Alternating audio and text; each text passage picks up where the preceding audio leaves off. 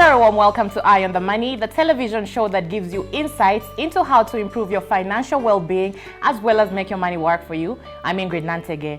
On the show today, we discuss planning for retirement. Now, on the surface, retirement planning hasn't changed at all that much over the years. You work, you save, and then you retire. But while the mechanics may be the same, today's savers are facing some challenges that previous generations didn't have to worry about. First of all, life expectancy is longer, which ideally means you'll need your money to last you much longer, potentially even into your 90s.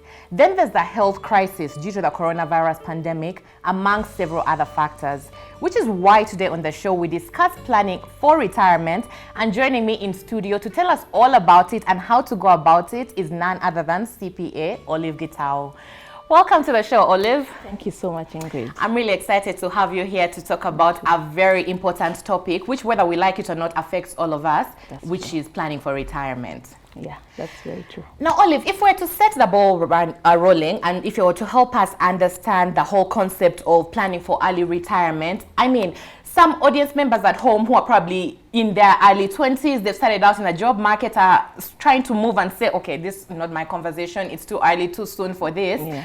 So why would you say it's very important, regardless of whether you're well into your 20s, 30s, 40s, 50s, to think about planning for your retirement earlier on? Why is it an important conversation to have?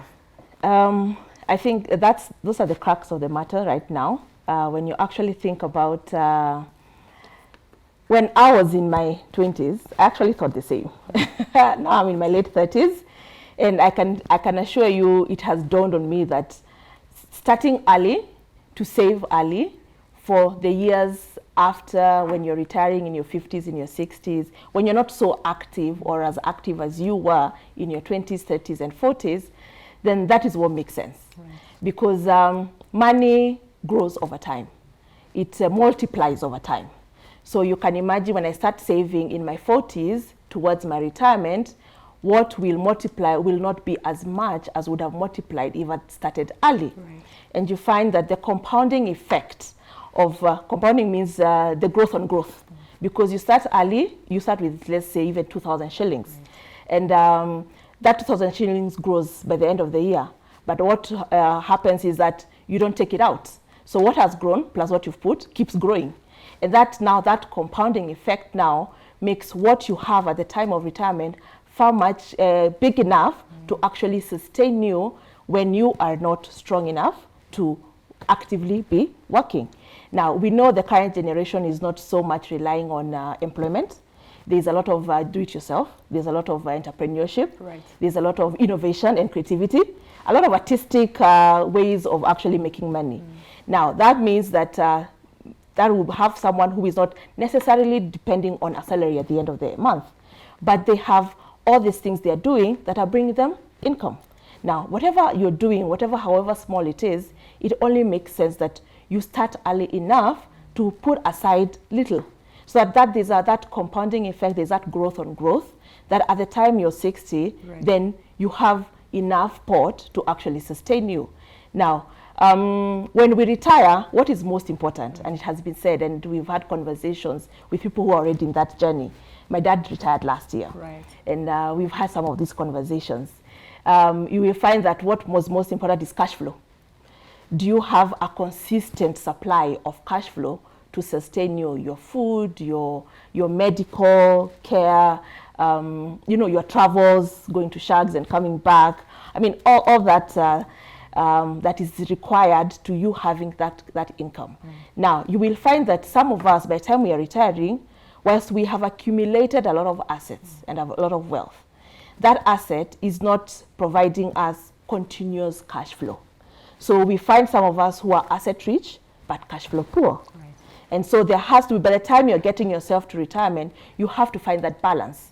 Not that you have amassed so much land. I know in Kenya there's all this thing of, do you have a plot here? Do you have a plot there? Have you bought in Nanyuki?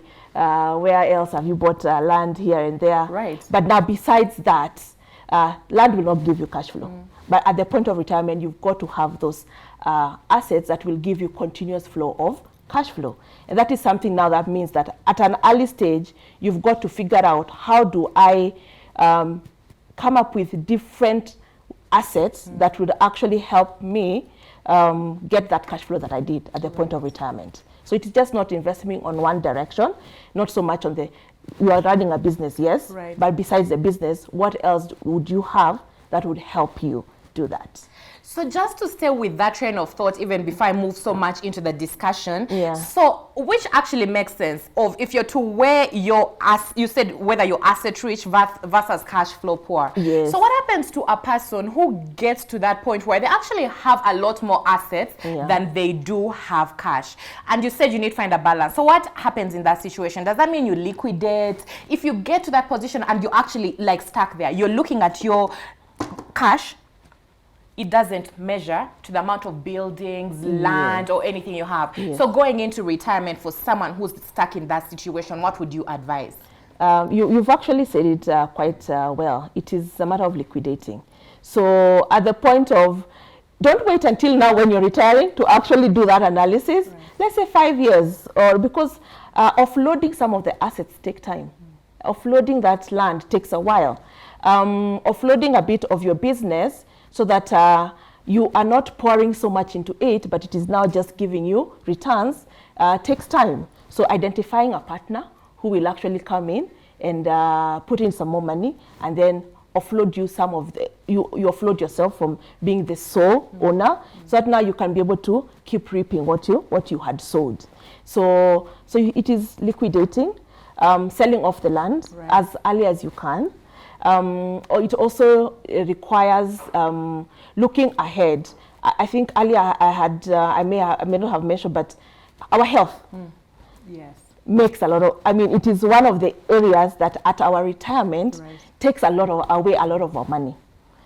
So all the cash flow you have, you find yourself spending so much money on medical bills, on going to hospital, but we can, we can look at that early enough in our 20s by watching what we are eating, watching our fitness journey, and taking care of ourselves. So by the time we are getting there, we have taken care of our body enough that even when we need medical attention, it will not be as severe as if we had not taken care of ourselves. And at the same time, it also requires that we have saved enough to provide us with a medical cover that will take care of us through that time. So liquidating, of course, means that at some point you may need to actually engage a professional to help you through that journey of liquidating, of helping you analyze, these are my assets, this is what I can get from this is what I may not be able to get immediate cash flow from, and how that professional now can help you be able to offload and get as much as you can get from your already portfolio that you have. Offloading some you may actually need to keep, because now it helps you balance, and you're able now to just take a while, you get cash now, a bit later, keeps like that. So it is periodic and helps you through your process as you grow in your retirement journey, so that you don't get all your money at once. You don't want that. No, you don't. You don't want that. We don't trust you enough to get all your money at once. Yes. So now, Olive, actually you've rightly put it when you said, whether you like it or not, as early as when you're in your 20s, be it that means you put 1,000 away, 2,000. However, someone at home would argue and say, when I'm just getting into my first job, I have so many things to worry about. I'm setting myself up. There's so many things, first of all, I need to get out of the way in terms of situating myself in my career before I even think so far into the future. So when we talk about how soon is too soon, right? Like, practically speaking, what would you say would be the ideal age to now really focus on retirement and keep your eyes on the ball, and how late is too late? Like, at what point should someone panic if they haven't really been thinking about this? I don't want to say at what time you will panic. No, because wherever you are, if you haven't started, start. Okay. Yes, at whatever point you are. Right. So whoever is watching this and you're at your 20s, you've just started your first job, that is the point to start. Okay. If you're in your 40s, 45, and you hadn't, and you're running a business, and you've been putting back money into the business, it is time to start now, to putting aside and some money, saving aside towards your retirement. Because you don't know, there are some businesses that run squarely because of the owner. And then when you step out, it starts crumbling down. Right. Now, would you have saved enough to take care of you when you are not strong enough to actually run on the day-to-day basis? So it starts as soon as you get your first paycheck, or you do your first business, or you make your first sale, whatever it is. It starts as soon as that. It doesn't have, let's say 20,000, you have 20,000, that's your first sale. Put aside 10% of 20,000. That's what, 2,000 shillings? Start with that. That is, it just starts with as little as you have from this day go, from the first day. And when you do that now, that, as I had mentioned, the compounding effect, you will be surprised at how 2,000, 10 years down the line, is worth 10 times what you had put. Yes. Now, there are certain people who actually have been blessed enough whereby when you get into the employment space, when you're signing your contract, your employer will tell you, don't worry, this job is permanent and pensionable. Yeah. And obviously, we also know there's some employees that, well, that's if you're in the corporate world, in the job market, there's some employees who every month will put aside money for NSSF. Yes. So even as we think about all this, and also realistically speaking about the times we're living in, with how expensive everything is, people are barely surviving. So someone at home could be saying, but my employer has handled this already. I'm putting money away in NSSF. Does that suffice? Is that enough? What would be your thoughts on that? That's a good starting point. It actually creates a foundation for you. So let's say, for example, there is NSSF. NSSF is not sufficient enough, but it is a starting point. Right. Now, besides NSSF, your employer puts aside for you, let's say 10%. Now, besides what your employer is putting aside 10%, you also need to make a gesture to yourself, because it's what you say, voluntary contribution for yourself towards that journey and towards that time. So if your employer is putting 10%, at least try as much as possible to match what your employer is putting aside. Right. So if they're putting 10%, then put an equivalent 10%, or at least a half. I would say at minimum, half of what they're putting aside for you. Now, that will grow your pot. Now, that is just one direction. That is retirement, that is putting funds towards the pension funds and scheme. Now, there is more you can do with also what you have. Because at the end of the day now, let's say you've put aside 10%.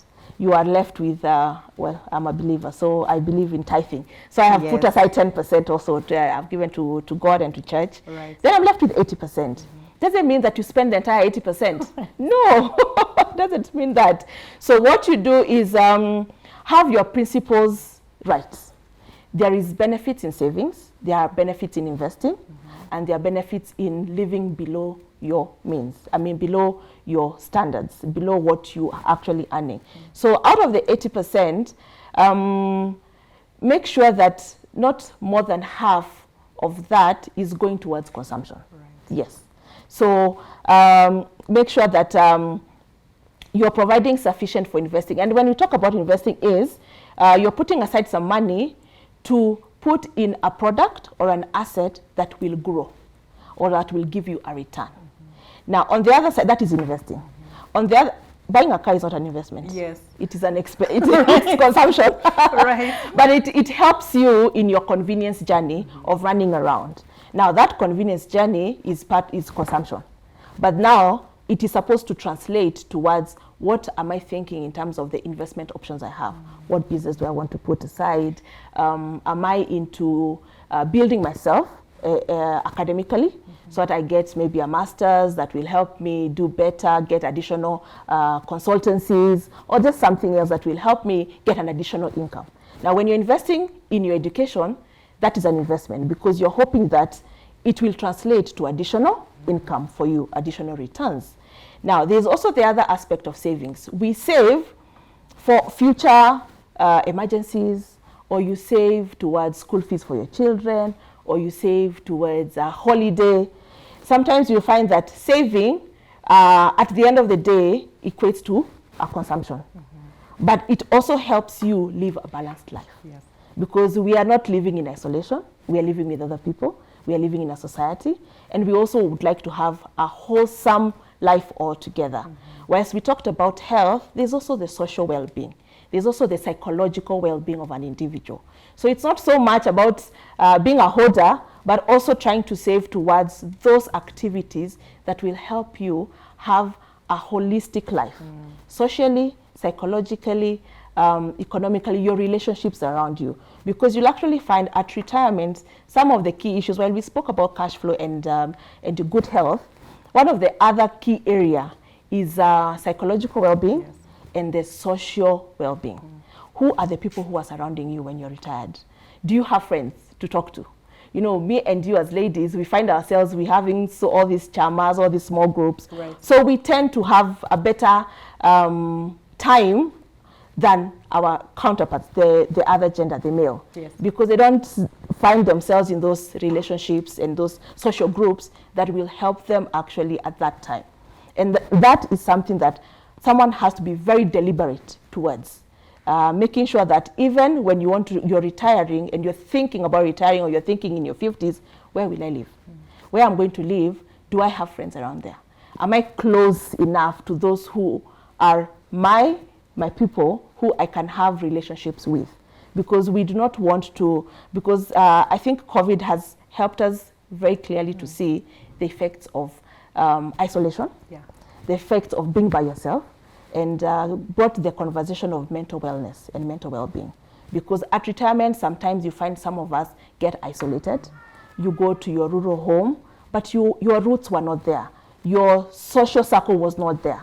So you feel a bit isolated and you start deteriorating. Not because you don't have the money, but it's because you don't have someone to talk to. Right. Yes. Now, Olive, in line with that, and before we even take our first break, from my understanding is the whole idea behind early planning for retirement is so even as you get to that point maybe where you're supposed to be relaxing and you're not fully engaged in what you used to be engaged in, you're still comfortable. Yes. And not just on, like you said, on a social aspect, on a financial aspect, health-wise, but someone can argue and say, how do I predict that? You know, like with each passing year, the standard of living changes, right? Yes. So I'm saving for 30 years in the future. How do I predict the variables? Even as I'm considering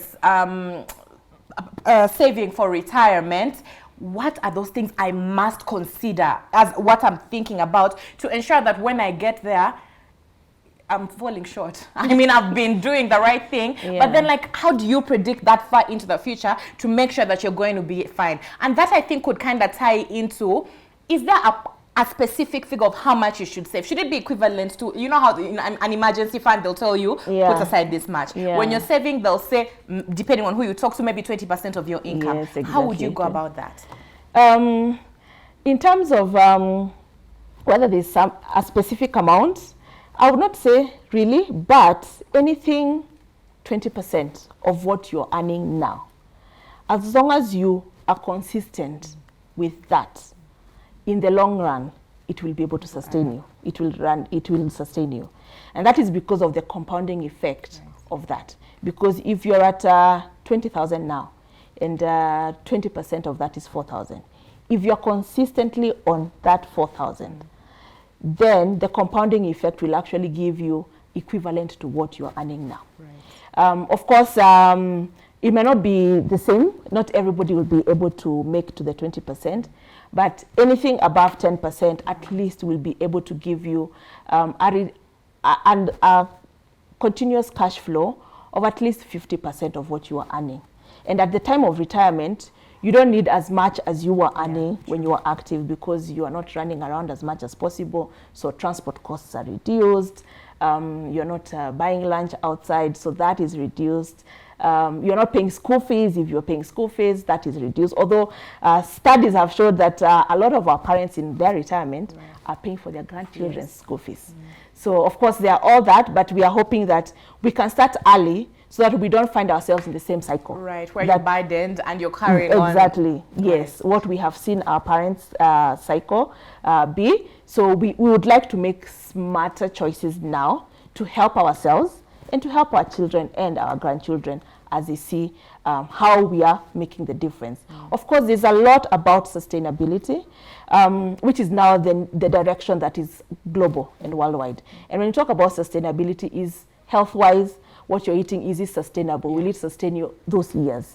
Climate change, I mean, that is sustainability. We are seeing the kind of solutions people are coming up with in terms of even buildings, the kind of housing, the kind of materials that are being used that will help you to sustain yourself at that time. So that you don't find yourself in you decided that Nanyuki is a place, but it is getting colder and colder and colder. And by the time you're getting to that retirement age, your body cannot allow you to stay in that environment.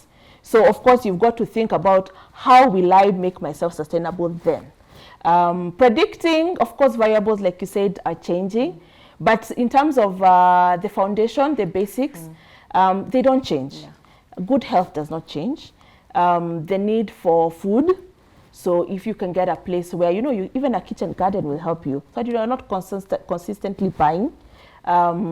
Health, food, social circles and well-being, your psychological well-being, those ones will not change. So it is now for you to identify which area would I be most comfortable with that will help me in that journey and at that time. Thank you. Yes. So at this point, we're going to take a very short break, but don't go anywhere. We'll be right back here on Eye on the Money. And remember, we're talking about early planning for retirement. Also, you can be part of the conversation by sending your feedback to our social media handles at Metropole TV KE, Facebook, Instagram, and Twitter. We'll be right back.